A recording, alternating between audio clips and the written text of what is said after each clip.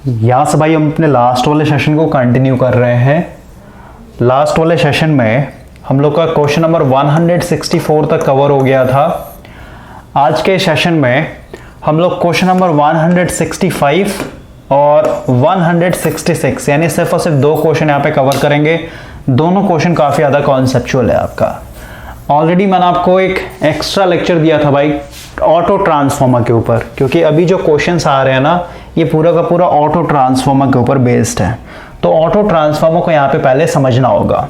तो अभी जो आपको एक कॉन्सेप्चुअल लेक्चर दिया था मैंने, उसमें हम लोगों ने बात किया भाई कि अगर आपके पास एक सिंगल फेज ट्रांसफॉर्मर या फिर कहिए इसी को हम लोग क्या बोल रहे हैं, टू वाइंडिंग ट्रांसफॉर्मर, इसको बोलते हैं टू वाइंडिंग ट्रांसफॉर्मर, क्योंकि भाई इसमें क्या है, एक प्राइमरी वाइंडिंग है और एक आपका सेकेंडरी वाइंडिंग है। ठीक है, टू वाइंडिंग ट्रांसफॉर्मर बोलिए या फिर सिंगल फेज ट्रांसफॉर्मर बोलिए, दोनों एक ही चीज़ है। तो जो हम लोगों ने कॉन्सेप्चुअल लेक्चर दिया है भाई, उसमें हम लोगों ने बात किया है कि अगर आपके पास टू वाइंडिंग ट्रांसफॉर्मर है तो इसी से हम लोग कैसे ऑटो ट्रांसफॉर्मर डिज़ाइन करते हैं, है ना। ये प्लस माइनस, ये मान लेते हैं भाई यहाँ पे प्लस माइनस है, फिर यहाँ पे डॉट है, एक यहाँ पे डॉट है। वहाँ पे मैंने आपको ए बोला था, इसका बी था, इसका सी था, इसका डी था। और ये दोनों वाइंडिंग को हम लोग क्या कर रहे हैं, एक तरीके से दो तरीके से कनेक्ट कर सकते हैं, एक तो एडिटिव पोलैरिटी का और एक आपका सब्ट्रैक्टिव पोलैरिटी का, है ना। उसके बाद उसी लेक्चर में मैंने आपको बताया था ऑटो ट्रांसफॉर्मर का जो ट्रांसफॉर्मेशन रेशियो होता है उसके बारे में भी। तो अभी हम लोग ऑटो ट्रांसफॉर्मर के अंदर और भी थोड़ा सा डिटेल में बात करेंगे। और यहाँ पे जो सबसे इंपॉर्टेंट टॉपिक है भाई, ये है पावर को एक तरीके से ट्रांसफर करना, है ना। हम लोग यहाँ पे देखते हैं कि ऑटो ट्रांसफॉर्मर के अंदर जो पावर ट्रांसफर हो रहा है लोड के पास, वो कैसे जा रहा है।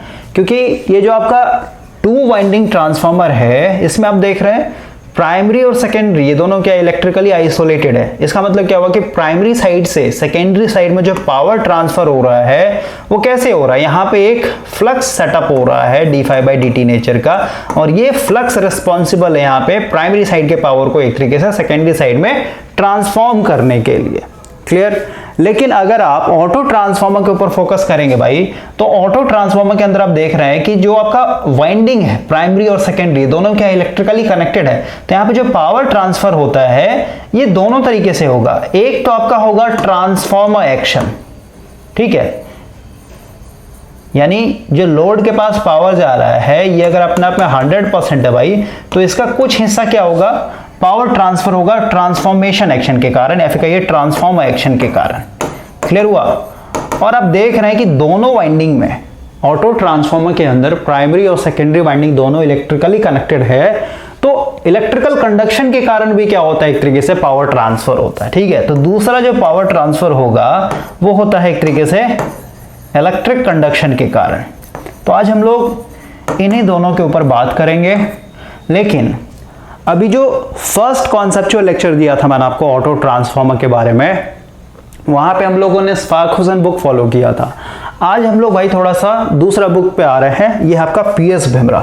तो पीएस भेमरा में भी सेम चीज बताया गया है, बस यहाँ पे जो पैरामीटर को रिप्रेजेंट करने के लिए यहाँ पे भाई दिखाया है ना, ये चेंज कर दिया है थोड़ा सा। जैसे हम लोगों ने यहाँ पे पूरे वाइंडिंग का हम लोगों ने क्या बोला था, जो वोल्ट अप्लाई किया था VH बोला था, यहाँ से जो करंट जा रहा था इसको हम लोगों ने IH बोला था, है ना। ये जो पूरा मेन वाइंडिंग था, है ना, इसको हम लोगों ने वहाँ पे जो नंबर ऑफ टर्न्स था इसको हम लोगों ने NH बोला था। तो यही सब यहाँ पे थोड़ा थोड़ा क्या है डिफर कर चुका है। और इस तरीके का हम लोग कैसे कनेक्शन करते हैं ये सब मैंने आपको ऑलरेडी बताया। तो डायरेक्ट हम लोग पहले फिगर के ऊपर आते हैं। देखिए ये जो A है, ठीक है, A से लेकर के C तक, यानी पूरा का पूरा जो वाइंडिंग है भाई, इसका यहाँ पे नंबर ऑफ टर्न्स बोला गया है N1। ठीक है, यानी इसको पूरा प्राइमरी मान लिया गया है। ठीक है, ये पूरा प्राइमरी है, ये पूरा वाइंडिंग जो है प्राइमरी है, तो प्राइमरी को N1 N2 ऐसे दिखाते हैं ना। ठीक है, तो प्राइमरी साइड के नंबर ऑफ टर्न्स को N1 बोला गया है। इधर जो हम लोग वोल्टेज अप्लाई करें उसको V1 बोला गया है। उसको इधर जो करंट फ्लो होगा ये मेरा I1 बोला गया है। क्लियर हो गया। अब देखिए, क्योंकि हम लोग लोड कहाँ से कनेक्ट कर रहे हैं, यहाँ से कनेक्ट कर रहे हैं। ओके, तो ये जो वाइंडिंग बचा इतना दूर, ये मेरा क्या हो जाएगा, सेकेंडरी वाइंडिंग होगा। तो इसके लिए जो टर्न्स बोला है, इतना जो टर्न्स होगा इसको N2 बोल दिया है। इधर जो वोल्टेज मिलेगा ये मेरे को V2 बोल दिया गया है। क्लियर हुआ? तो अब देखिए, अब मेरा बचा सिर्फ और सिर्फ ये वाला वाइंडिंग, यहाँ पे बीच में B है भाई, ठीक है।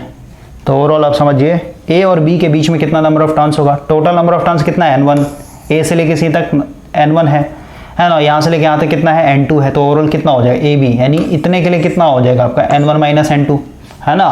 उसके बाद अगर वोल्टेज की बात करें, इसको हम लोग सीरीज वाइंडिंग बोलते हैं ऐसे, ठीक है। तो सीरीज वाइंडिंग का नंबर ऑफ टर्न्स कितना हो जाएगा N1 माइनस N2, और सीरीज वाइंडिंग के लिए वोल्टेज अगर देखें तो कितना हो जाएगा, टोटल वोल्टेज जो है इस वाइंडिंग में, पूरे वाइंडिंग में V1 है और इस वाले वाइंडिंग में V2 है। तो इतना कितना हो जाएगा, हायर वोल्टेज यानी V1 है, क्योंकि ये स्टेप डाउन के लिए दिखाया गया है, ठीक है भाई। तो V1 माइनस V2 यहाँ पे दिखा दिए गए हैं। और वैसे भी आप समझ सकते हैं भाई, हायर वोल्टेज कौन सा होगा, यही होगा ना, क्योंकि इसमें नंबर ऑफ टर्न्स ज़्यादा है। ओके, तो ओवरऑल हम लोग यहाँ से अपने ऑटो ट्रांसफार्मर को स्टार्ट कर रहे हैं फिर से। पहले एक ओवरऑल रिवीजन डालूंगा, उसका फिर हम लोग आगे कंटिन्यू करते हैं। देखिए, थोड़ा सा थ्योरी भी पढ़ देते हैं भाई, जिनको नोट्स बनाना हो अपना बना लेंगे। क्या बोलता है ऑटो ट्रांसफार्मर के बारे में, बोलता है auto transformer in which a part of winding is common to both the primary and secondary circuit is called auto transformer। इसमें देख रहे हैं ये वाला जो हिस्सा है ये क्या है, कॉमन है, प्राइमरी साइड में भी आ जा रहा है और इधर सेकेंडरी साइड में भी आ जा रहा है, तो इसको हम लोग बोलते हैं ऑटो ट्रांसफार्मर। आगे बोल रहा है in a two winding transformer, two winding transformer मतलब सिंगल फेज ट्रांसफार्मर की बात हो रही है। जो प्राइमरी और सेकेंडरी वाइंडिंग होता है आपस में क्या होता है, इलेक्ट्रिकली आइसोलेटेड होता है, लेकिन ऑटो ट्रांसफार्मर क्या है, दोनों आपका कनेक्टेड होता है, इलेक्ट्रिकली कनेक्टेड होता है, फिर इलेक्ट्रिकली आइसोलेटेड यहाँ पे नहीं। आगे बोलता है simple arrangement of step down auto transformer, जो कि फिगर में दिखाया गया है। N1 एंड N2 जो है आपका नंबर ऑफ टर्न्स है AC वाइंडिंग का, A से लेके C तक का नंबर ऑफ टर्न्स N1 है।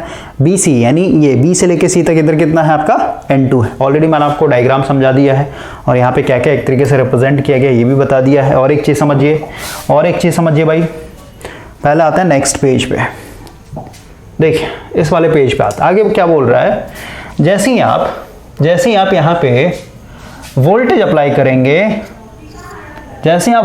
करेंगे, भाई, और यहाँ पे डायग्राम में फिर से बना देता हूँ। ओके, ये हो गया मेरा प्राइमरी साइड A से लेके C तक। ओके, इसका जो नंबर ऑफ टर्न्स है ये मेरा N1 है। इधर हम लोगों ने मान लिया V1 अप्लाई कर दिया है। ओके, और यहाँ पे एक पॉइंट था जहाँ से टैपिंग लिया, इसको B बोला गया था। तो आगे क्या बोलता है, when V1 is applied to a winding ABC मतलब इस पूरे वाइंडिंग में हम लोग क्या कर रहे हैं, V1 अप्लाई कर रहे हैं। मान लो इधर कोई लोड कनेक्ट नहीं है भाई, ठीक है। तो ओवरऑली क्या हो जाएगा, सर्किट कंप्लीट हो गया, यहाँ से करंट फ्लो होगा, मान लेते हैं I1, ठीक है, जिसको हम लोग एक्साइटिंग करंट बोल रहे हैं। फिलहाल के लिए भी मैं इसको I0 दिखा देता हूँ कि एक एक्साइटिंग करंट फ्लो होगा, और ये एक्साइटिंग करंट कैसा होगा, साइनसोडियल होगा भाई, यानी इसको आप बोल सकते हैं Im sin ओमेगा t। तो इसके चलते जो फ्लक्स बनेगा यहाँ पे वो भी कैसा होगा, साइनसोडियल, है ना, यानी d∅dt नेचर का होगा। और यहाँ पे जो फ्लक्स है, क्योंकि टाइम के साथ चेंज हो रहा है भाई, तो सीधी सी बात है, कहीं पे भी फ्लक्स चेंज हो रहा है विथ रिस्पेक्ट टू कॉइल, तो वहाँ पे क्या होता है, EMF इंड्यूस्ड होता है। EMF भी इंड्यूस्ड क्यों हो रहा है, क्योंकि भाई इस कॉइल को ये चेंजिंग वाला फ्लक्स पसंद नहीं है, तो ये क्या करेगा, इसको अपोज करने के लिए खुद का एक EMF इंड्यूस्ड करेगा। यहाँ पे बोल देता हूँ E1। क्लियर हुआ? और ये E1 क्या करेगा भाई, ये E1 जो इंड्यूस्ड हुआ है ये क्या करेगा, अपना खुद का एक करंट बनाएगा, और ये करंट क्या करेगा, इस करंट को अपोज करेगा, ताकि ये फ्लक्स एक तरीके से यहाँ पे कम हो सके, ठीक है। इस फ्लक्स को यहाँ पे अपोज करेगा ये। तो कैसे करेगा, तो अपना खुद का वोल्टेज बनाएगा, उसके जल्दी खुद का करंट बनेगा, और वो करंट की जल्दी अपना खुद का एक फ्लक्स बनाएगा, और ये फ्लक्स क्या करेगा, इसको अपोज करता है। यहाँ तक कोई दिक्कत नहीं होना चाहिए। तो ये बोलता है exciting current start flowing through the full winding, है ना, यहाँ पे फ्लो होगा। If the internal impedance drop is neglected then the voltage per turn in the winding AC। देखिए अब समझिए इसका क्या मतलब हुआ। जैसे मान लेते हैं भाई, यहाँ पे जो नंबर ऑफ टर्न्स है N1 मान लेते हैं 1000 टर्न, ओके, और मान लेते हैं जो E1 इंड्यूस्ड हुआ है, और क्योंकि यहाँ पे कोई ड्रॉप नहीं बोला है, तो E1 जो होगा आपका क्या होगा, अप्रोक्सीमेटली बराबर होगा किसके, V1 के। तो मान लेते हैं यहाँ पे जो वोल्टेज आपने अप्लाई किया 200, ठीक है, कोई दिक्कत नहीं। तो आप समझिए, मैं इस तरीके से बोलूंगा कि जब मेरा 1000 टर्न है, यहाँ पे 1000 टर्न है, या फिर ये जो E1 है ना भाई, ये जो EMF इंड्यूस्ड होगा आपका किस पे प्रोपोर्शन होता है, d∅dt पे होता है कि नहीं होता, बोलिए। और E1 को ऐसे लिख सकते हैं यहाँ पे N d∅ dt, है ना, समझ रहे बात को। तो नंबर ऑफ टर्न्स पे भी डिपेंड करता है। नंबर ऑफ टर्न्स ज़्यादा होगा मीन्स इसका मतलब क्या, यहाँ पे वोल्ट और ज़्यादा एक तरीके से इंड्यूस होगा। तो मैं क्या कह रहा हूँ कि अगर 1000 मान लेते 1000 वाइंडिंग टर्न्स है, तो 1000 टर्न्स हम लोगों ने यूज़ किया, तो यहाँ पे वोल्टेज कितना आ रहा है, EMF कितना इंड्यूस्ड हुआ, 200 वोल्ट का। तो अगर मेरा 1 टर्न होता, ठीक है, तो यहाँ पे वोल्टेज कितना बनता, 200/1000, है ना, यानी 1/5 वोल्ट बनता। तो ये क्या बना भाई, ये बन गया आपका EMF पर टर्न। समझ में आया? तो वही लिखा हुआ है, अगर इंटरनल इम्पीडेंस को then the voltage per turn in winding AC will be V1/N1। देखना ये वोल्टेज क्या है, मेरा V1 है ना, और इसको हम लोगों ने किससे भागा दिया है, ये भागा दिया है N1 से, तभी तो आया ये 1000 टर्न में इतना वोल्टेज, तो 1 टर्न में इतना। तो ये क्या हो गया आपका, ये हो गया आपका EMF पर टर्न। ओके, यानी अगर एक सिंगल टर्न होता, सिर्फ एक टर्न अगर आप लगाते तो उसमें EMF कितना आता आपका, 1/5 वोल्ट। ठीक है, ऐसे ऐसे कितने टर्न्स हैं यहाँ पे, 1000 टर्न्स हैं, तो उस बेसिस पर आपका यहाँ पे 200 आ जाएगा। तो पर टर्न EMF क्या होता है, ये सब आपको पता होना चाहिए भाई। ओके, आगे बढ़ते हैं, थोड़ा सा आगे बोलता है Therefore the voltage across BC, यानी यहाँ पे अब मेरे को कितना वोल्टेज मिलेगा, इस पे हम लोग थोड़ा सा बात करते हैं। ओके, देखिए हम लोग को पता है कि जब 1000 टर्न था, ध्यान समझिए, 1000 टर्न था तो वोल्टेज मेरा बना 200 वोल्ट। तो 1 टर्न होगा तो कितना हो जाएगा, 200/1000। अब मान लेते हैं BC, यानी ये वाला जो वाइंडिंग है, यहाँ पे हम लोगों ने N2 माना था, और N2 भी मान लेते हैं भाई, मैं समझाने के लिए मान लेता हूँ कि ये मेरा 500 टर्न्स है। ठीक है, तो ओवरऑल 500 टर्न पे कितना मिलेगा मेरे को वोल्टेज, तो क्या हो जाएगा, 200/1000 गुना आपका हो जाएगा 500 टर्न। तो ये 2 बार में, और ये यानी कितना हो जाएगा, 100 वोल्ट देखने को आपको मिलेगा। समझ में? इधर कितना आ जाएगा आपका, 100 वोल्ट एक तरीके से EMF इंड्यूस हो जाएगा, जिसको हम लोग E2 बोलेंगे। वही अगर आप इस टैपिंग को चेंज करेंगे, मान लेते हैं टैपिंग थोड़ा सा ऊपर आप लगा लेते हैं, यहाँ पे लगा लेते हैं, है ना, तो इधर का नंबर ऑफ टर्न्स मान लेते हैं, अब कितना हो गया, 500 ना हो गया, मान लेते हैं 800 हो गया भाई। ओके, तो इस केस में कुछ अलग वोल्टेज आएगा, ये 2 0 2 0 खत्म हो जाएगा, है ना, मतलब जो भी है एक तरीके से। तो समझिए मैं क्या बोल रहा हूँ। ओके, तो वही लिखा हुआ है कि BC, यानी यहाँ पे जो EMF इंड्यूस्ड होगा कितना हो जाएगा, बताइए। ऊपर में कितना है, ये V1 है, नीचे में कितना है आपका, 1000 मीन्स N1 था मेरा, और यहाँ पे क्या एक तरीके से सेकेंडरी साइड का नंबर ऑफ टर्न्स। तो वही यहाँ पे लिखा हुआ है V1/N1 into N2। क्लियर हो गया? तो अभी यहाँ तक आपको दिक्कत नहीं होना चाहिए, और ये सब मैंने आपको लास्ट वाले सेशन में बताया था। ओके, और सिंगल फेज ट्रांसफार्मर में भाई ये सब आपने पढ़ा है। अब हम लोग थोड़ा सा आगे आते हैं। देखिए यहाँ पे एक बिना मतलब का भाई एक एक्स्ट्रा पैराग्राफ घुसा दिया है। ठीक है, थोड़ा सा मैं इसको समझा देता हूँ, उसके बाद फिर हम लोग वापस से ऑटो ट्रांसफार्मर के ऊपर आते हैं। यहाँ पे बात कर रहा है रेजिस्टिव पोटेंशियल डिवाइडर के बारे में। ये क्या होता है, देखिए जैसे मान लेते भाई, आपके मन में एक क्वेश्चन आएगा कि जो आप ऑटो ट्रांसफार्मर डिज़ाइन कर रहे हैं, फिर जो बना रहे हैं, है ना, तो इससे बेटर है ना कि हम लोग एक बड़ा सा रेजिस्टेंस ले लें। ओके, और इस रेजिस्टेंस से यहाँ पे मान लेते भाई एक टैपिंग ले लिया, और एक टैपिंग यहाँ से ले लेते हैं, क्योंकि अभी ये सीरीज सर्किट बन गया है ना। यहाँ से मान लेते 200 वोल्ट अप्लाई किया, तो ओवरऑल अगर ये मान लेते टोटल 1000 ओम का रेजिस्टेंस है, तो ओवरऑल यहाँ पे जो वोल्टेज ड्रॉप होगा, उसके बाद जो भी वोल्टेज ड्रॉप बचेगा वो कहाँ आएगा, यहाँ पे आएगा। मान लेते हैं यहाँ पे आपका 50 वोल्ट ड्रॉप हो गया, तो बाकी का जो 150 वोल्ट है वो कहाँ देखने को मिलेगा, इसमें देखने को मिलेगा, है ना। सीरीज में क्या होता है, वोल्टेज तो डिवाइड होता है, समझ रहे बात को। तो ओवरऑल हम लोग फिर यहाँ पे एक लोड लगा लेंगे जिसको 150 वोल्ट चाहिए होगा। ठीक है, तो यहाँ पे दिक्कत क्या है, क्योंकि ऑटो ट्रांसफार्मर में भाई कुछ ऐसा ही तो सर्किट बन रहा है, समझ रहे बात को।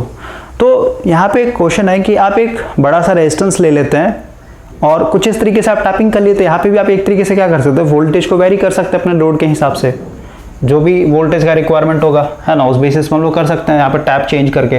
तो इसमें सबसे बड़ा प्रॉब्लम क्या होता है भाई, कि सबसे पहले तो क्योंकि रेजिस्टेंस है, तो यहाँ पे आपका आई स्क्वायर आर लॉस बहुत ज़्यादा देखने को मिलेगा, यानी पावर लॉस ज़्यादा देखने को मिलेगा। एफिशिएंसी ऑटोमेटिक क्या हो जाएगा, सिस्टम का बहुत घटिया हो जाएगा।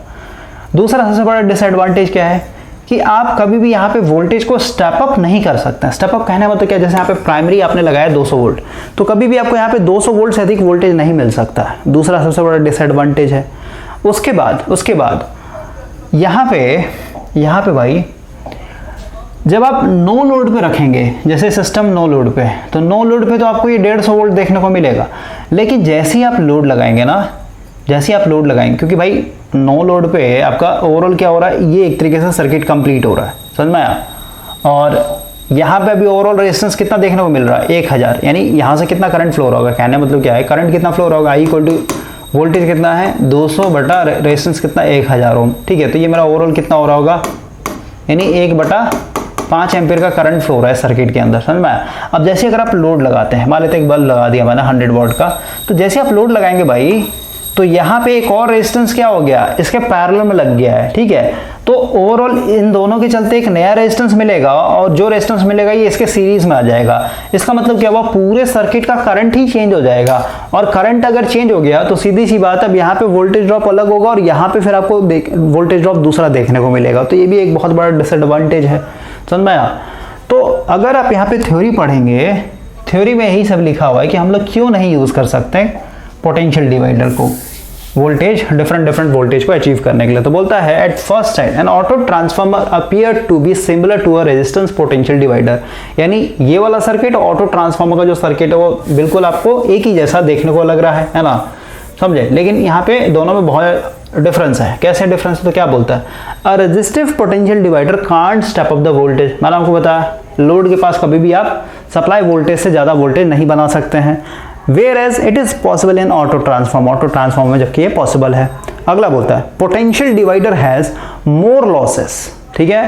पोटेंशियल डिवाइडर में क्योंकि ये पूरा रेजिस्टेंस है भाई, तो लॉसेस ज्यादा देखने को मिलेगा, ठीक है। I² R लो ज्यादा देखने को मिलेगा, इसके चलते इसका इफिशियंसी जो होगा बहुत घटिया हो जाएगा। आगे बोलता है in potential divider almost entire power to the load flow by conduction, क्योंकि यहाँ पे सिर्फ और सिर्फ इलेक्ट्रिकल कंडक्शन है ना भाई, समझ गए।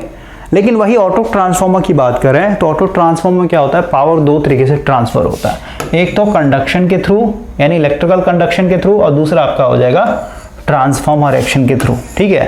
तो जो आपका पोटेंशियल डिवाइडर है इसमें ट्रांसफार्मर एक्शन के थ्रू जो पावर ट्रांसफर हो वो नहीं हो पाता भाई, पॉसिबल नहीं है। ओके आगे बोलता है अ पार्ट ऑफ, ये हो गया in a potential divider the input current must always be more than the output current. यहाँ पे देखिए क्या बोल रहा है, इसका क्या मतलब है भाई, जैसे आपने ट्रांसफार्मर पढ़ा है ना, तो ट्रांसफार्मर क्या होता है, प्राइमरी और सेकेंडरी साइड में पावर क्या होता है, कांस्टेंट होता है।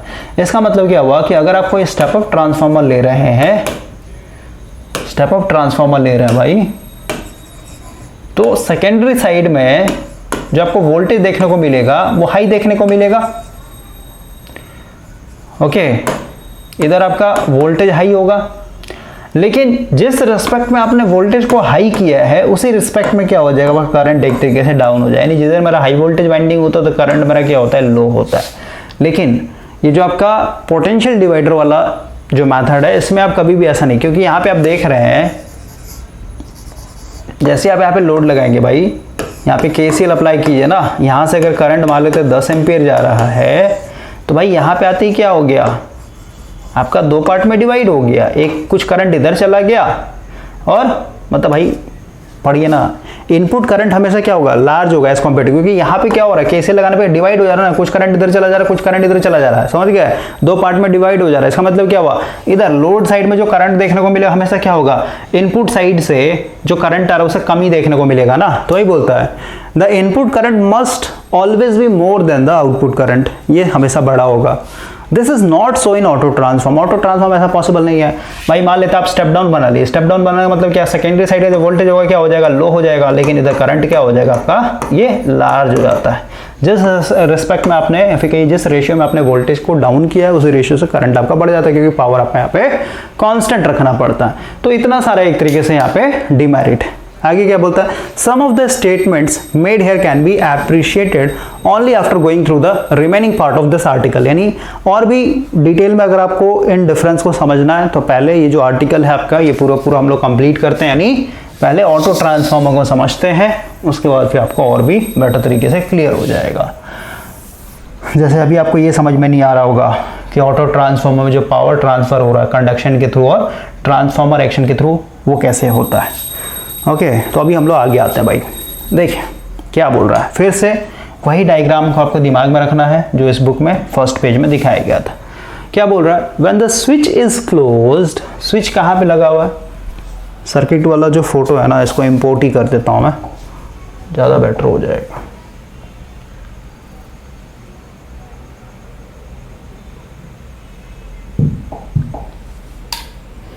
देखिए इसको थोड़ा सा मैं क्रॉप कर लेता हूँ भाई।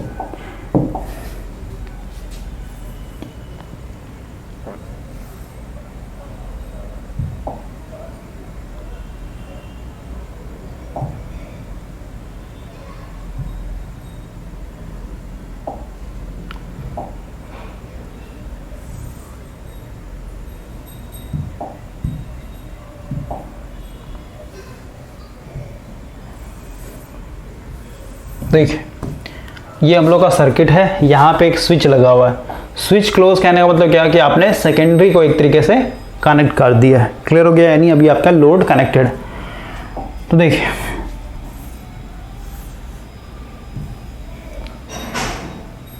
ये ऊपर वाला पैराग्राफ भाई, अभी तक जो ऊपर वाला पैराग्राफ आपने पढ़ा यहाँ तक, इसमें भी क्या हम लोगों ने लोड कनेक्ट नहीं किया था। ठीक है, अभी हम लोगों ने सिर्फ और सिर्फ क्या दिया है, प्राइमरी साइड में वोल्टेज अप्लाई किया जिस चलते एक्साइटिंग करंट फ्लो है। एक्साइटिंग करंट फ्लो होने के चलते आपका यहाँ पे एक वोल्टेज बना जिसको हम लोगों ने E1 बोला, और एक यहाँ पे वोल्टेज बना जिसको E2 बोला हम लोगों ने। हम लोग जैसे ही लोड कनेक्ट करेंगे तो सीधी सी बात है आपका क्या होगा, एक करंट फ्लो होगा I2, है ना। यहाँ पे भाई सर्किट कंप्लीट हो गया ना सेकेंडरी साइड, तो यहाँ पे क्या होगा, एक करंट फ्लो होना स्टार्ट हो जाएगा। तो वही बोल रहा है यहाँ पे करंट फ्लो होगा I2। और एक चीज समझिए, क्योंकि स्टेप डाउन ऑटो ट्रांसफॉर्मर है, इधर मेरा वोल्टेज हाई है, इसका मतलब क्या है, इधर जो करंट होगा ये मेरा लो करंट होगा, और इधर जो करंट होगा ये मेरा क्या हो जाएगा, हाई हो जाएगा। ठीक है, यानी I2 जो है यहाँ पे लिख देता हूँ, I2 जो है मेरा बड़ा होगा किससे, I1 से। देखिए क्या बोल रहा है, जैसे आप स्विच क्लोज करेंगे I2 करंट फ्लो होना स्टार्ट हो जाएगा। Okay, and I1 is taken from the source. अब देखिए यहाँ पे होता क्या है, अगर आपको ट्रांसफॉर्मर एक्शन अगर आपको पता होगा भाई, जो हम लोग 2 वाइंडिंग ट्रांसफॉर्मर पढ़ते हैं, यहाँ पे क्या होता है कि जैसे ही आपने यहाँ पे सप्लाई कनेक्ट किया, और इसको हम लोग ऐसे दिखाते हैं,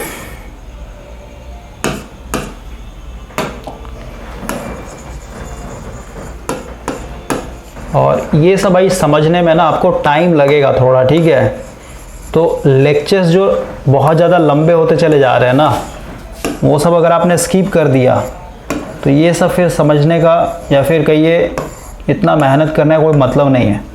ओके, तो एक बार टाइम लगेगा, लेकिन एक बार टाइम लेके पढ़ लेंगे तो आपको फिर फ्यूचर में दिक्कत नहीं होगा। अभी हमारे कोई लोड नहीं है, मतलब कि यहाँ से क्या होता है, सिर्फ एक्साइटिंग करंट फ्लो होता है ना। ये I0 ये IC हो जाएगा, कोर लॉस कंपोनेंट, ये आपका IM हो जाएगा। याद होगा इधर जो मेरा करंट था I1 डैश, ये मेरा 0 होता है क्योंकि I2 मेरा क्या है, 0।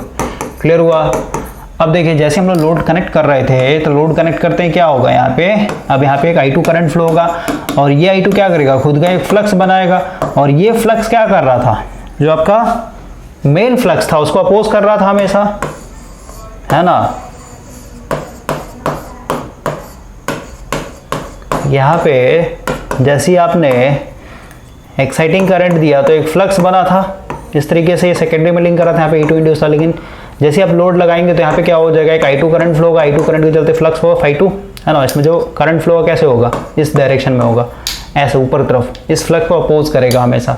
ठीक है भाई, और क्योंकि अब जो है I2 के चलते एक फ्लक्स बना φ2, और ये φ2 क्या कर दिया, मेन फ्लक्स को वीक कर दिया। तो वीक करते हैं क्योंकि यहाँ पे जो E1 था, EMF जो इंड्यूस्ड हुआ था, ये क्या था, E1 equal to N1d phi divided by dt। क्योंकि आपका फ्लक्स वीक हो गया है तो E1 भी क्या हो जाएगा, आपका वीक हो जाएगा, और E1 वीक हो गया तो सीधी सी बात है V1 और E1 में क्या हो जाएगा, वोल्टेज डिफरेंस बढ़ जाएगा, और वोल्टेज डिफरेंस बढ़ गया इसका मतलब क्या, इधर से मेरा करंट ज़्यादा आने लगेगा। यानी एक्साइटिंग करंट तो आएगा ही आएगा, साथ ही साथ एक और करंट आएगा इसके साथ, जिसको हम बोलते हैं I1 डैश, और ये मस्ट भी इक्वल टू क्या हो जाएगा, I1 के बराबर होगा। तो एक्साइटिंग करंट आपका इधर चला जाएगा, और I1 डैश क्या होगा, इधर आ जाता है, और इस करंट के चलते जो फ्लक्स बना है φ2 उसको एक तरीके से कंपनसेट करता है। इतना हिंट आपको भाई ट्रांसफॉर्मर का प्रिंसिपल क्या है, कैसे काम करता है, ये आपको याद दिला दिया होगा। तो वही चीज़ यहाँ पे भी है भाई, जैसे ही आप यहाँ पे लोड कनेक्ट करेंगे तो लोड कनेक्ट करते हैं करंट फ्लो I2, और ये I2 क्या करेगा, एक तरीके से खुद का एक फ्लक्स बनाएगा और ये फ्लक्स क्या करेगा, मेन फ्लक्स को वीक करेगा। लेकिन भाई जैसे ही फ्लक्स वीक हुआ तो ओवरऑल यहां पे यानी इस पूरे वाइंडिंग में जो E1 है ये E1 क्या हो गया, वीक हो गया। और ये वोल्टेज तो आपका कांस्टेंट है क्योंकि सोर्स वोल्टेज है, तो ओवरऑल वोल्टेज डिफरेंस बढ़ गया। तो यहाँ से आपका एक एक्स्ट्रा करंट आएगा और वो एक्स्ट्रा करंट क्या करेगा, उस फ्लक्स को एक तरीके से फिर से स्ट्रॉन्ग कर दे यानी कांस्टेंट कर देगा। तो ये कि यहाँ पे करंट फ्लो और ये करंट मतलब इस वाइंडिंग में भाई लास्ट लेक्चर मैंने आपको बताया था, ठीक है। यहाँ पे जो बी पॉइंट है यहाँ पे कैसे लगाई, ऊपर से जो करंट आ रहा है क्या है, I1 है। इधर जो करंट जा रहा है मेरा I2 है। और ये वाला करंट क्योंकि भाई ये जो ऊपर से आ रहा है इसके चलते जो फ्लक्स बन रहा है डाउनवर्ड डायरेक्शन में अगर बन रहा है तो, या फिर कहिए इस करंट के चलते जो फ्लक्स बन रहा है और इस करंट के चलते जो फ्लक्स बनेगा दोनों एक दूसरे क्या होगा, अपोजिट होगा, ठीक है। तो ये नीचे की तरफ आ रहा है तो इसको ऊपर तरफ जाना चाहिए ना, समझ गए। क्योंकि इस करंट से मेरा क्या बन रहा है, एक मेन फ्लक्स बन रहा है फाई। और ये वाला जो करंट फ्लो होगा इस वाइंडिंग के अंदर, देखिए यहां पे जब मेरा नो लोड है भाई, जब नो लोड है तो इस वाइंडिंग में कोई करंट नहीं है, समझ में आया। इस वाले वाइंडिंग में कोई करंट नहीं है। जब आप लोड लगाते हैं तब जाके क्या हो रहा है, इसके अंदर I2 ऐसे फ्लो करके ऐसे ही सर्किट कंप्लीट कर रहा है, मींस इस वाइंडिंग के अंदर करंट आ रहा है, ठीक है। लेकिन ये जो करंट आ रहा है I2 ये क्या होगा, इसके 180 डिग्री आउट ऑफ फेज होगा, यानी दोनों एक दूसरे को अपोजिट मतलब अपोज करते हैं। तो वही चीज़ यहाँ पे भी बोला जा रहा है कि जैसे आप लोड लगाएंगे तो अगर इस वाले वाइंडिंग में करंट नीचे की तरफ है तो इसमें क्या होगा, ऊपर तरफ होगा, है ना। और अगर आप यहाँ पे KCL लगाएं इस बी पॉइंट पे तो KCL क्या ऊपर से आ रहा है, यानी दोनों क्या इनकमिंग करंट है इस पॉइंट पे, तो क्या हो जाएगा I1 और ये मान लेते हैं भाई यहाँ पे जो करंट है ये मान लेते हैं, कुछ भी ले लेते हैं, मान लेते हैं आपका IA, ठीक है। सर वैल्यू में देखना चाहता हूँ, ठीक है। तो ये क्या हो जाएगा I1 प्लस IA मस्ट भी इक्वल टू क्या हो जाएगा, जो करंट जा रहा है कि लोड तरफ जा रहा है मैंने I2 बोल दिया, है ना। तो IA का वैल्यू क्या होगा, IA इक्वल टू क्या हो जाएगा आपका I2 माइनस I1 होगा हमेशा, ठीक है। इसलिए यहाँ पे I2 माइनस I1 लिखा हुआ है। क्लियर हो गया। तो वही यहाँ पे बोला गया है, जैसे स्विच क्लोज करेंगे सेकेंडरी साइड में करंट फ्लो होगा I2 और ये I2 क्या होगा, एक तरीके से अपोज करेगा फ्लक्स को। फ्लक्स अपोज होने से वीक हो जाएगा, वीक होने चलते यहाँ पे जो मेन वाइंडिंग में यानी प्राइमरी साइड में जो E1 बना था वो भी वीक हो जाएगा, दोनों के बीच में वोल्टेज डिफरेंस बढ़ जाएगा। वोल्टेज डिफरेंस बढ़ने के कारण क्या हो जाएगा, यहाँ से I1 एक्स्ट्रा आएगा, ठीक है। अब देखिए आगे क्या बोल रहा है, हम लोग यहाँ पे लॉसेस को नेग्लेक्ट करके चल रहे हैं, यानी जो भी मैंने इनपुट पावर दिया हो मेरे को आउटपुट पावर मिल रहा है भाई। तो इनपुट पावर क्या होगा, V1 I1 cos phi1 V2 I2 cos phi2 आपस में बराबर होगा, समझ रहे बात को, क्योंकि लॉसेस को यहाँ पे अवॉइड किया जा रहा है। अब देखिए अगर दोनों पावर आपस में बराबर है तो ये दोनों कट जाएगा, है ना। तो ओवरऑल आप क्या कह सकते हैं, यहाँ से आ जाएगा, मतलब भाई आप ऐसे समझिए ना, कोई लॉसेस नहीं है। इसका मतलब क्या हुआ, इस इक्वेशन से अगर आप कंफ्यूज हो रहे हैं, कोई लॉसेस नहीं, मतलब इधर जो एपरेंट पावर देंगे वही मेरे को इधर भी एपरेंट पावर देखने को मिलेगा। एपरेंट पावर क्या होता है हमेशा, V1 I1 V2 I2, समझ में आया। एपरेंट पावर क्या होता है, वोल्टेज इंटू करंट का प्रोडक्ट। तो ये V1 into I1 equal to V2 into I2 हो जाएगा। और यहाँ से इसने ओवरऑल एक ट्रांसफॉर्मेशन रेशियो निकाला है, वही चीज़ है भाई, ठीक है। जो आप टू फेज ट्रांसफॉर्मर पढ़ते हैं मतलब टू वाइंडिंग ट्रांसफॉर्मर पढ़ते हैं, V2 upon V1 equal to I1 upon I2 equal to N2 upon N1 equal to K। यहाँ पे K है, ये K ऑटो ट्रांसफॉर्मेशन रेशियो नहीं होता है, ये आपका K है भाई। K मतलब क्या, K का मतलब क्या, अगर आप सिंगल फेज वाइंडिंग में आ जाए, मतलब सिंगल फेज ट्रांसफॉर्मर आया, टू वाइंडिंग ट्रांसफॉर्मर, वहाँ पे हम लोगों ने K का डेफिनेशन दिया था। K क्या था आपका, वोल्टेज ट्रांसफॉर्मेशन रेशियो, ठीक है। तो अब देख रहे हैं वोल्टेज ट्रांसफर मतलब प्राइमरी से सेकेंडरी साइड में कितना वोल्टेज ट्रांसफर हुआ। आपको याद होगा कि हम लोगों ने ये जब हम लोग पढ़ रहे थे नॉर्मल वाला ट्रांसफॉर्मर सिंगल फेज ट्रांसफॉर्मर, क्या था, V2 upon V1 equal to N2 upon N1 equal to I1 upon I2 equal to हम लोगों ने K माना था, ठीक है। तो यहाँ से निकल लिया, या फिर कहीं आप सिंगल फेज ट्रांसफर पढ़ेंगे वहाँ से कैसे एक तरीके से निकाला जाता है, सेम चीज़ है, ओके। अभी जैसे हम लोगों ने निकाला ना भाई, यहाँ पे देखिए ना, ये अभी जस्ट मैंने आपको समझाया ना, यहाँ पे देखिए V2 इक्वल टू क्या है आपका, V1 upon N1 into N2, यह था। तो यहाँ से आप निकाल लीजिए क्या हो जाएगा, V2 upon V1 equal to क्या हो जाएगा, N2 अपॉन N1 हो जाएगा। क्लियर हुआ? एक तो ये रिलेशन हो गया, और ओवरऑल एक एमएमएफ बैलेंस करके आपका करंट वाला रिलेशन निकाल दिया। फिर वैसे नहीं समझ में आ रहा तो पावर दोनों तरफ कांस्टेंट है,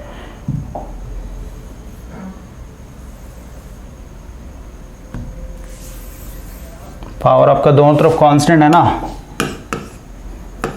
P2 इक्वल टू हो जाएगा V2 इंटू I2, और इधर हो जाएगा आपका P1 equal to V1 into I2। तो पावर दोनों में बराबर ये है, तो क्या हो जाएगा V2 into I2 equal to हो जाएगा आपका V1 इंटू I2। तो ओवरऑल यहाँ से क्या आ जाएगा V2 बटा V1 इक्वल टू I1 होगा, इक्वल टू क्या हो जाएगा I1 अपॉन I2, है ना। और ये इटसेल्फ अपने आप में किसके बराबर है आपका N2 अपॉन N1 के, तो इसी को आपका K माना हुआ है। तो ये हम लोगों ने सिंगल फेज ट्रांसफार्मर मतलब टू वाइंडिंग ट्रांसफार्मर एफ के सिंगल फेज ट्रांसफार्मर ऑलरेडी बात की है, कहाँ से आता है, ट्रांसफॉर्मेशन रेशियो कैसे हम लोग डिफाइन करते हैं सब पता है हम लोग भाई, ठीक है। फर्स्ट वाले लेक्चर में जो मैंने आपको बताया था वो अल्फा था। अल्फा मतलब होता है ऑटो ट्रांसफॉर्मेशन रेशियो, ठीक है।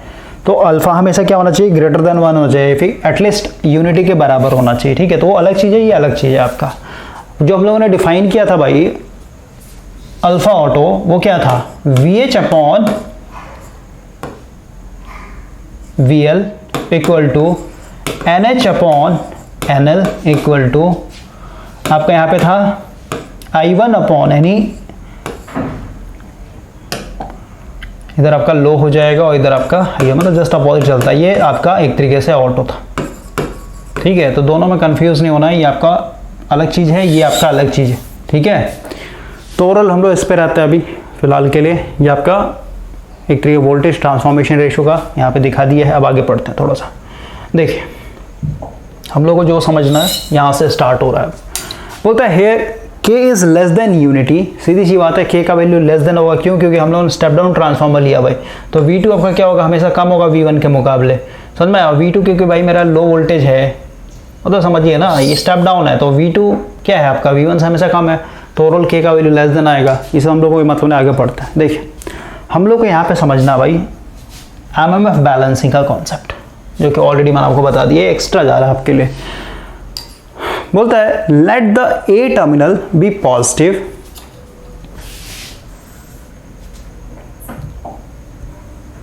देखिए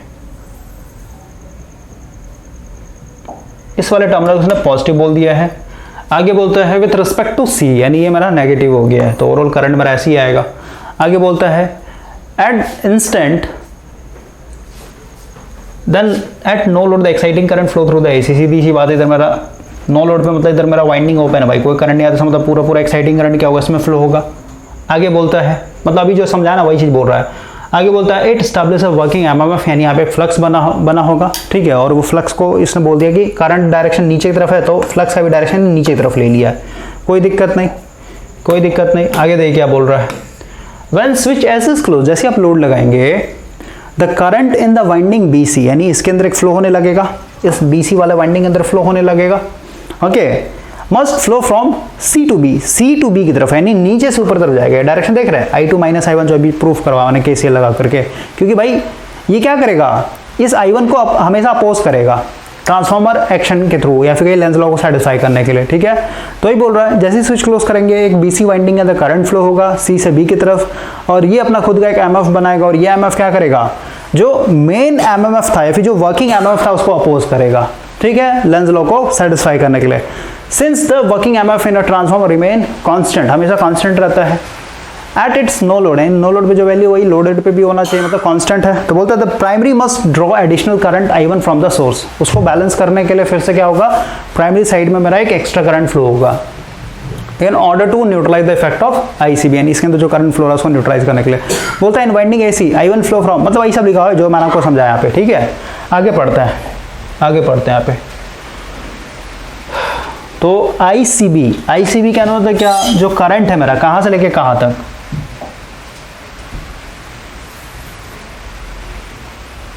C से B की तरफ, क्योंकि ऊपर तरफ जा रहा है ना, इसको हम लोग बोलेंगे ICB। क्लियर हुआ? ये क्या है I2 माइनस I1, कहां से आया, KCL लगाया गया यहाँ पे, ओके। अब देखिए हम लोग यहाँ पे एमएमएफ की अगर बात करें, एमएमएफ वाइंडिंग किस में बात कर रहा है, एबी में बात कर रहा है, ठीक है। तो एबी का अगर हम लोग एमएमएफ दें, एमएमएफ इक्वल टू क्या होता है भाई, एमएमएफ इक्वल टू होता है एन इंटू आई, मतलब number of turns into current. तो यहाँ पे नंबर ऑफ टर्न्स कितना है, नंबर ऑफ टर्न्स कितना है यहाँ पे, N1 माइनस N2, और जो करंट फ्लो रहा है कितना फ्लो रहा है इसमें, I1 है ना। तो इसमें कितना एमएमएफ होगा, ये हो जाएगा I1 जो कि करंट है, और नंबर ऑफ टर्न्स क्या हो जाएगा, N1 माइनस N2। क्लियर हो गया, कोई दिक्कत नहीं। अब देखिए, यानी अभी तक आपका यहाँ पे ट्रांसफार्मर का एक तरीके से प्रिंसिपल समझाया और कुछ नहीं समझाया। हम लोग थोड़ा सा आगे आते भाई, जो मेन चीज़ है, ये जो ऊपर में लिखा है कंफ्यूज करने के लिए लिखा हुआ है, हम लोग डायरेक्ट आते हैं यहाँ पे। देखिए अभी हम लोग बात करेंगे, उसको थोड़ा सा मैं स्क्रीनशॉट ले लेता हूँ, ऊपर का हम लोग को नीड नहीं है, हम लोग को स्पेस बनाना है यहाँ पे।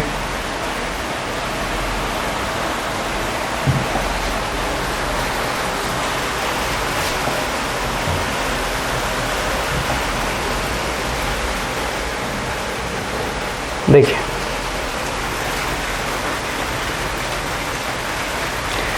भाई, सबसे पहले एक चीज आप खुद से सोचिए, यहां पे जो ट्रांसफॉर्मर एक्शन हो रहा है, लिख रहा हूं मैं, इसको सोचना है आपको दिमाग लगा के, ठीक है।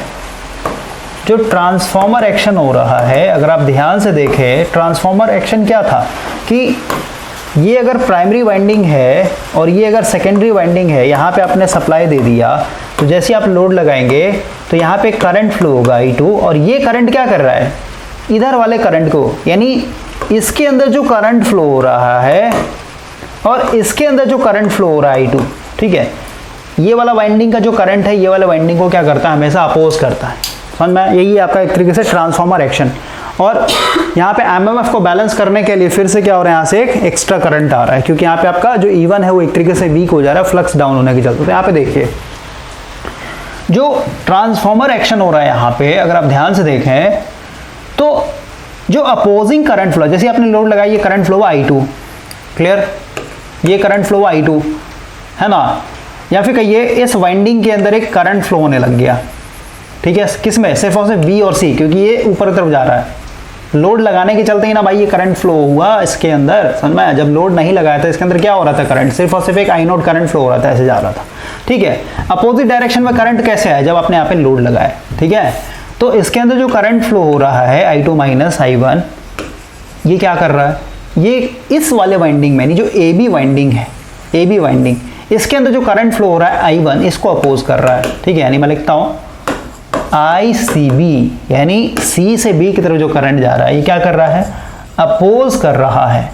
और ये किस वाइंडिंग में जा रहा है, एक तरीके से करंट, मतलब अपोज कर रहा है किस वाले वाइंडिंग के करंट को, ये जो आपका I1 है, और ये किस में फ्लो हो रहा है, A से लेके B तक वाले में, इसको अपोज कर रहा है। इसका मतलब क्या हुआ, ध्यान समझिए, ये मेरा प्राइमरी वाइंडिंग हो गया और ये मेरा एक तरीके से सेकेंडरी वाइंडिंग हुआ। ध्यान समझिए, आप लोड लगाने के बाद ये मेरा प्राइमरी वाइंडिंग हुआ, ये मेरा सेकेंडरी वाइंडिंग हुआ ओवरऑल, या फिर ऐसे आप समझिए, ऐसे समझिए भाई, ऐसा समझिए, मान लेते हैं यहाँ पे कोई लोड नहीं लगा हुआ है, ठीक है, लोड नहीं लगा हुआ, इसका मतलब क्या है, यहाँ से जो करंट जा रहा होगा ये पूरा पूरा ऐसे जा रहा होगा, कोई दिक्कत नहीं, I1 को ही मान के चलते हैं, I1 या फिर एक्साइटिंग करंट, ये पूरा पूरा क्या हो रहा है, ऐसे जा रहा है, कोई दिक्कत नहीं। अब जो आपने लोड लगाया, तो लोड लगाते ही भाई अब क्या है, ये जो I1 है, ये I1 अभी भी क्या हो रहा होगा, ऐसे फ्लो हो रहा होगा, ठीक है, इस डायरेक्शन में I1 मेरा फ्लो हो रहा है, लेकिन भाई इस कॉइल के अंदर एक और अपोजिट डायरेक्शन में करंट फ्लो हो रहा है, जो कि मेरा I2 माइनस I1। तो हम लोग ओवरऑल अगर नेट करंट लिखे, नेट करंट क्या हो जाएगा, I1, और I1 को कौन अपोज कर रहा है, I2 माइनस I1। समझ में आया, तो ऐसे भी आप सोच सकते हैं, नहीं तो ओवरऑल आप समझिए कि इस वाले वाइंडिंग में जो करंट फ्लो हो रहा है, ये इस वाले वाइंडिंग के करंट को अपोज कर रहा है। इसका मतलब क्या हुआ, सिर्फ और सिर्फ ट्रांसफॉर्मेशन है, मतलब ट्रांसफॉर्मर एक्शन किस किस वाइंडिंग में हो रहा है, इसमें और सिर्फ इसमें। समझ में आया, तो ओवरऑल देखिए हम लोग यहाँ पे बात कर रहे हैं भाई, जो पावर ट्रांसफर होगा, देखिए क्या बोल रहा है, the transformer action take place between the winding AB and winding BC। यानी जो ट्रांसफॉर्मर एक्शन हो रहा है यहाँ पे, ये सिर्फ और सिर्फ ए से लेके बी तक ये वाले वाइंडिंग में, और दूसरा जो है बी से लेके सी तक ये वाले वाइंडिंग में हो रहा है। ठीक है, सिर्फ और सिर्फ दो वाइंडिंग में ही ट्रांसफार्मर एक्शन हो रहा है, क्योंकि इसके अंदर जो करंट फ्लो हो रहा है ये इस वाले करंट को अपोज कर रहा है। समझ में आया? और अभी जो मैंने आपको वाइंडिंग का कॉन्सेप्ट दिया है, ये सिंपल जो हम लोग ट्रांसफार्मर पढ़ते हैं उसमें भी तो यही था ना, उसमें भी यही था। इस वाले वाइंडिंग में जो करंट फ्लो हो रहा था, इस वाले वाइंडिंग में जो करंट फ्लो, दोनों क्या हो रहा था, एक दूसरे को अपोज कर रहा था। तो ट्रांसफार्मर एक्शन मतलब क्या, इस वाइंडिंग का करंट और इस वाइंडिंग करंट हमेशा क्या करता है, एक दूसरे को अपोज करता है। और यही चीज आपको ऑटो ट्रांसफार्मर के अंदर देखने को मिल रहा है, इस वाले वाइंडिंग के अंदर और इस वाले वाइंडिंग के अंदर। इसका मतलब क्या हुआ, जो ट्रांसफार्मर एक्शन हो रहा है वो कौन से दो वाइंडिंग के बीच में हो रहा है, एक ए बी और दूसरा आपका वाइंडिंग बी सी। इस लाइन को पढ़िए आप। See that the transformer action take place between winding AB and BC। Clear हो गया? आगे देखिए क्या बोलता है। In other word the volt ampere across the winding AB are transferred, यानी हम लोगों ने देखा ना यहाँ पे, इसका जो पावर है, प्राइमरी साइड का जो पावर है भाई, वही क्या होता है, सेकेंडरी साइड में ट्रांसफर होता है ना भाई। इधर का जो पावर है, अभी स्टार्टिंग में ही बताया था, इधर जो पावर होगा V1 I1, ये इधर जो पावर आ रहा है V2 I2, ये कैसे आ रहा था, मैग्नेटिक फ्लक्स के थ्रू ही तो ट्रांसफर हो रहा था इस वाइंडिंग से उस वाइंडिंग में। फिर कहीं जहाँ पे भी ट्रांसफार्मर एक्शन होगा वहाँ पे जो पावर ट्रांसफर होता है एक वाइंडिंग से दूसरे वाइंडिंग में, वो किसके थ्रू होता है, फ्लक्स के थ्रू होता है। समझ में आया? तो वही चीज़ यहाँ पे बोल रहा है कि ए और बी और दूसरा बी और सी के बीच में जो ट्रांसफार्मर एक्शन हो रहा है, यहाँ पे अगर हम लोग पावर की बात करें, वोल्ट एम्पियर मतलब क्या, वोल्टेज इनटू करंट, मतलब पावर की बात हो रही है। ठीक है, the volt ampere across winding A B are transferred by transformer action to the load connected to the winding B C. यानी इस वाइंडिंग का जो भी पावर होगा ये क्या हो रहा है, इस लोड तक पहुंच रहा है, फिर ये इस वाइंडिंग के पास पहुंच रहा है, कैसे, सिर्फ और सिर्फ ट्रांसफार्मर एक्शन के थ्रू। क्लियर हो गया? इतना आपको भाई समझ में आ जाना चाहिए। यहाँ पे आपके लिए बुक का स्क्रीनशॉट भी डाला हुआ है, नहीं लैंग्वेज समझ में आ रहा है जैसा मैं समझा रहा हूँ, अब लैंग्वेज पकड़िए यहाँ पे समझ में आ जाए। देखिए क्या बोल रहा है, ट्रांसफॉर्म्ड वोल्ट एम्पियर, यहाँ पे लिखा हुआ है transformed volt ampere. Volt ampere means apparent power, यहाँ पे लिखता हूँ जो ट्रांसफॉर्मर एक्शन के थ्रू जो पावर ट्रांसफॉर्म्ड हो रहा है, जिसको हम लोग यहाँ पे वोल्टेज इनटू करंट बोल रहे हैं। ठीक है, ये क्या होगा भाई, ये क्या होगा बताइए, इस वाइंडिंग में जो पावर होगा वही पावर आपका यहाँ पे ट्रांसफर होगा ना। तो इस वाइंडिंग में वोल्टेज कितना है, वोल्टेज मान लेते हैं VAB है, क्योंकि भाई AB वाइंडिंग की बात हो रही है, और जो करंट होगा ये IAB हो गया। दोनों का वैल्यू मेरे को पता है, इसके क्रॉस जो वोल्टेज मेरे को पता है कितना है, V1 माइनस V2, और जो करंट फ्लो हो रहा है ये मेरे को पता है I1। क्लियर हुआ? क्लियर हुआ? अब देखिए आगे पढ़ते हैं, यानी इतना ही पावर, यही पावर क्या हो रहा होगा, आपका ट्रांसफॉर्म हो रहा है, मैग्नेटिक फ्लक्स के थ्रू फ्लो हो रहा है, कहाँ तक, लोड के पास पहुंच रहा है। आगे देखिए टोटल इनपुट VA, अगर हम लोग यहाँ पे टोटल इनपुट VA की बात करें, इस साइड में हम लोगों ने कितना पावर दिया है, तो टोटल इनपुट VA कितना दिया है, प्राइमरी साइड में आप फोकस कीजिए, टोटल इनपुट पावर क्या है आपका, वोल्टेज था मेरा V1, करंट मेरा फ्लो हुआ I1। ठीक है, समझ में आया? तो ये टोटल इनपुट VA जो है भाई मेरा क्या है, V1 इंटू I1। और अगर आप देखें, क्योंकि हम लोगों ने कोई लॉसेस एज्यूम नहीं किया है, सारे लॉसेस को अवॉइड किया है, तो ये अगर मेरा टोटल इनपुट पावर है तो यही मेरे को क्या मिलना चाहिए, यहाँ पे टोटल आउटपुट पावर मिलना चाहिए। समझ गए बात को? लेकिन ये जो टोटल आउटपुट पावर मिलेगा यहाँ पे, इसके अंदर दो चीज छुपा हुआ है, यानी यहाँ पे जो पावर पहुंच रहा है दो तरीके से पहुंच रहा है। एक तो ट्रांसफार्मर एक्शन के थ्रू, ट्रांसफार्मर एक्शन के थ्रू कितना पावर पहुंचेगा, ये वाला पावर पहुंचेगा। ठीक है, इस वाइंडिंग का पावर इस वाइंडिंग के ट्रांसफार्मर एक्शन के थ्रू पहुंच जाएगा। दूसरा यानी बाकी का जो रिमेनिंग पावर बचेगा वो इलेक्ट्रिक कंडक्शन के थ्रू पहुंचेगा, उससे भी बात करेंगे हम लोग। ठीक है, तो ओवरऑल देखिए यहाँ पे क्या लिखा हुआ है, रेशियो निकाला गया है, ट्रांसफॉर्म पावर। देखिए इनपुट पावर कितना मेरा यहाँ पे, नीचे में इनपुट पावर, ऊपर में ट्रांसफॉर्म पावर है। तो इनपुट पावर मेरे को पता है कितना है, V1 इंटू I1 लिख दिया हम लोगों ने। ट्रांसफॉर्म पावर कितना है, तो ये मैंने अभी जस्ट समझा है, ट्रांसफॉर्म पावर मेरा इतना है। क्लियर हुआ? तो ओवरऑल अगर आप इसको ओपन करेंगे तो ओपन करने पे क्या हो जाएगा, V1 इंटू I1 माइनस ये हो जाएगा V2 into I1 divided by, इसको मैं ऐसे डिवाइड करता हूँ, इसके साथ भी डिवाइड कर लेते हैं V1 I1 और इसके साथ भी डिवाइड कर लेते हैं V1 I1। ठीक है, तो खत्म हो जाएगा, यानी 1 बचेगा यहाँ पे, माइनस I1 से I1 खत्म हो जाएगा, यानी क्या बचेगा, V2 अपॉन V1, है ना। 1 माइनस V2 अपॉन V1, और V2 अपॉन V1 को ऊपर में ट्रांसफॉर्मेशन रेशियो का थ्रू यानी K के थ्रू हम लोग रिप्लेस कर सकते हैं इसकी जगह, है ना, यानी क्या हो जाएगा 1 माइनस K हो जाएगा। क्लियर हुआ, क्लियर हुआ। तो ओवरऑल देखिए भाई, ये जो हम लोग का रेशियो आया है क्या है, ट्रांसफॉर्म्ड VA यानी ट्रांसफॉर्मर एक्शन के थ्रू जो पावर आ रहा है मेरा, यानी टोटल पावर का कितना एक तरीके से ट्रांसफॉर्मर एक्शन के थ्रू आ रहा है, ये मैं निकालना चाहता हूँ। कितना आया, 1 माइनस K आया है आपका। ओके, तो ओवरऑल अगर मैं सिर्फ ट्रांसफॉर्म पावर देखने की कोशिश करूँ तो जो मेरा ट्रांसफॉर्म्ड पावर होगा, यानी ट्रांसफॉर्म्ड पावर या फिर VA लिखिए, दोनों का एक ही मतलब है, क्या हो जाएगा 1 माइनस K, और यहाँ पे इनपुट हो जाएगा, तो यहाँ पे मल्टीप्लाई हो जाएगा इनपुट पावर। तो ये एक आपका बहुत ही इम्पॉर्टेंट फॉर्मूला है जिस पे आपका न्यूमेरिकल सॉल्व होगा। आई होप कि ये चीज़ समझ में आया होगा। ट्रांसफॉर्मर एक्शन अगर आपको समझ में आ गया होगा कि ऑटो ट्रांसफॉर्मर में किस किस वाइंडिंग के बीच में आपका सिर्फ और सिर्फ ट्रांसफॉर्मर एक्शन हो रहा है, तो ये रिलेशन भी आपको समझ में आ गया होगा। अब आगे आते हैं, तो अभी हम लोगों ने देखा भाई, आगे आते हैं, अभी हम लोगों ने देखा कि जो इनपुट पावर है मेरा, ये क्या है, इनपुट पावर क्या है मेरा, ये था आपका V1 इंटू I1, और यही पावर क्या है, अपने आप में 100% यही पावर ना एक तरीके से सेकेंडरी साइड में लोड तक पहुंचेगा, अगर आपने कोई लोड कंसिडर नहीं किया यहाँ पे। तो समझ में आया भाई, ये इनपुट पावर अगर दे रहा है तो यही पावर क्या हो रहा होगा, आपका लोड तक पहुंच रहा होगा, कुछ ट्रांसफॉर्मर एक्शन के थ्रू और कुछ आपका इलेक्ट्रिकल कंडक्शन के थ्रू। तो यहाँ पे देखिए क्या बोला है, out of the input volt ampere, यानी अभी जो आपने निकाला, अभी क्या निकाला, ये है 1 minus K into input power था ना, इनपुट पावर मतलब V1 इंटू I1। ये जो पावर आपका भेजा गया है किसके थ्रू भेजा गया है, ट्रांसफॉर्मर एक्शन के थ्रू भेजा गया है, ट्रांसफॉर्मर एक्शन के थ्रू आपका लोड तक पहुंच गया है। अब भाई ये मेरा अपने आप में 100% है, इसमें एक पावर था मेरा, जो पावर है कैसे, ट्रांसफॉर्मर एक्शन के थ्रू या फिर कहिए मैग्नेटिक फ्लक्स के थ्रू जो ट्रांसफर हुआ, ठीक है, और इसका वैल्यू कितना है, ये इतना वैल्यू है। इसमें एक और पावर छुपा हुआ है जो कि इलेक्ट्रिकल कंडक्शन के थ्रू जा रहा है, तो मेरे को ये निकालना, ये कितना बचा, मैग्नेटिक फ्लक्स के थ्रू कितना जा रहा है, ये हम लोगों ने निकाल लिया, 1 माइनस K इंटू आपका इनपुट पावर।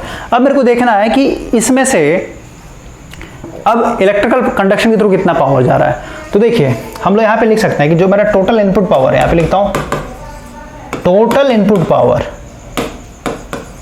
क्या होगा, ये होगा आपका जो मैग्नेटिक के थ्रू जा रहा है यानी ट्रांसफॉर्मर एक्शन थ्रू जा रहा है, प्लस जो आपका इलेक्ट्रिकल कंडक्शन थ्रू जा रहा है। मेरे को ये वाला चाहिए भाई, ठीक है, तो ये वाला क्या हो जाएगा, इलेक्ट्रिकल पावर क्या हो जाएगा, टोटल इनपुट पावर जो कि मेरा V1 I1 है ना, ये ना टोटल इनपुट पावर में से अगर हम लोग जो ट्रांसफॉर्मर एक्शन के थ्रू जो पावर जा रहा है उसको घटा देंगे तो हम लोग को मिल जाएगा यहाँ पे इलेक्ट्रिकल कंडक्शन के थ्रू जो पावर जा रहा है वो, तो वही यहाँ पे किया है, जो कंडक्शन पावर होगा क्या, टोटल इनपुट पावर में से जो आपका ट्रांसफॉर्म्ड पावर है उसको हम लोग घटा देंगे, समझ में आया।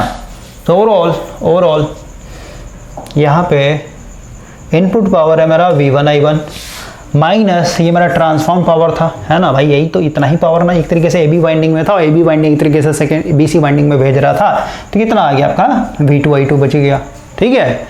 तो ओवरऑल ये मेरा क्या हो गया, एक तरीके से टोटल जो पावर पहुंचा है उसमें से सिर्फ और सिर्फ इलेक्ट्रिकल कंडक्शन के थ्रू कितना पहुंचा है वो वाला है मेरा पावर।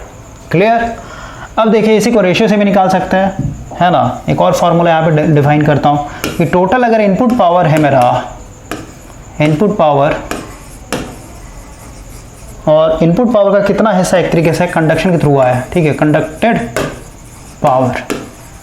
तो यहाँ से हम लोग लिखते हैं इनपुट पावर है मेरा V1 upon I1, conducted power अभी जस्ट निकाला यहाँ पे V2 इंटू I1, समझ में आया। तो I1 से I1 कट जाएगा, ये क्या बचा V2 अपॉन V1 बचा, और V2 अपॉन V1 हम लोग K लिख सकते हैं, समझ में आया। तो वही लिखा हुआ है टोटल इनपुट पावर में से कंडक्टेड के थ्रू कितना पावर जा रहा है, तो K के बराबर। यहाँ से एक और फार्मूला आ जाएगा, इंपॉर्टेंट फार्मूला, कंडक्टेड पावर अगर आपको देखना है, कंडक्टेड अगर पावर देखना आपको, तो क्या हो जाएगा भाई, ये इनपुट पावर को उधर मल्टीप्लाई कर देते नहीं, K इंटू क्या हो जाएगा आपका इनपुट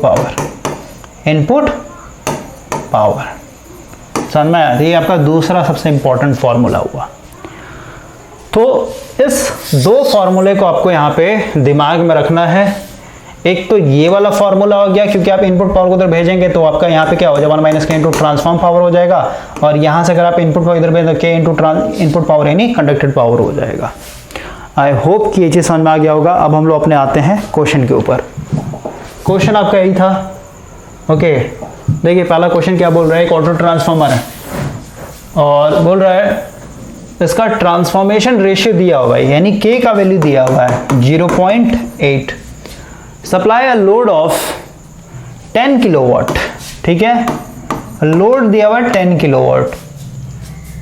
आगे बोल the power transform inductively, inductively बोलिए या फिर कहिए ट्रांसफॉर्मर एक्शन के थ्रू बोलिए या फिर कहिए मैग्नेटिक फ्लक्स के थ्रू बोलिए, सब एक ही चीज है, टू द सेकेंडरी। तो अभी हम लोगों ने जस्ट देखा है जो पावर ट्रांसफॉर्म हो किसके थ्रू, सिर्फ और सिर्फ इंडक्टिवली या फिर ट्रांसफॉर्मर एक्शन के थ्रू। ये क्या होता है आपका, यहाँ पे लिखता हूँ ट्रांसफॉर्म्ड पावर। ट्रांसफॉर्म्ड पावर क्या होता है, 1 माइनस के इंटू आपका यहाँ पे जो टोटल इनपुट पावर होता है वो इनपुट पावर होता है वो। तो देखिए भाई क्या बोल रहा है, एक ऑटो ट्रांसफॉर्मर है, supply a load of 10 kilowatt. इसका मतलब क्या हुआ, इनपुट पावर अगर 10 किलोवाट तो आउटपुट पावर भी 10 किलोवाट दे रहा होगा, है ना। फिर आउटपुट अगर 10 वाट तो वही आपका इनपुट पावर भी होगा, समझे। तो ओवरऑल यहाँ पे हम लोग वैल्यू डाल देंगे, क्या हो जाएगा 1 माइनस 0.8 इंटू आपका इनपुट पावर यहाँ पे 10 किलोवाट, यानी इसको वॉट में चेंज कर लेते हैं। तो ओवरऑल इसको जब आप सॉल्व कीजिएगा तो यहाँ से भाई आपका आ जाएगा 2 किलोवाट। ठीक है, यानी 10 किलोवाट अपने आप में क्या था, 100% था। उसमें से आपका 2 किलोवाट कैसे चला गया, आपका ट्रांसफॉर्मर एक्शन के थ्रू गया है। और यही दूसरा जो क्वेश्चन है, क्वेश्चन नंबर 166 नंबर पढ़िए।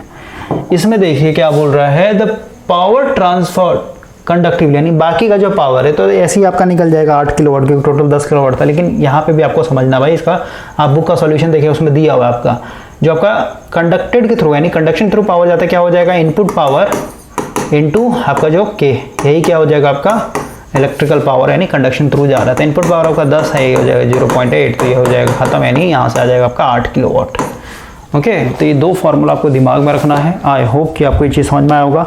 नेक्स्ट जो क्वेश्चन है भाई, क्वेश्चन नंबर 167, ये भी इंपॉर्टेंट है, इसके लिए मेरे को कॉन्सेप्ट देना पड़ेगा आपको। ओके, कॉन्सेप्ट क्वेश्चन है, इसका जो हम लोग डिज़ाइन करेंगे ना उसी में छुपा हुआ है। बाकी का जो क्वेश्चन है भाई हम लोग नेक्स्ट सेशन में बात करेंगे, यानी एक लेक्चर और मिलेगा, 1 से 2 लेक्चर और मिलेगा, ख़त्म हो जाएगा। ठीक है, क्योंकि कॉन्सेप्चुअल है तो लेक्चर लंबा जाएगा आपका।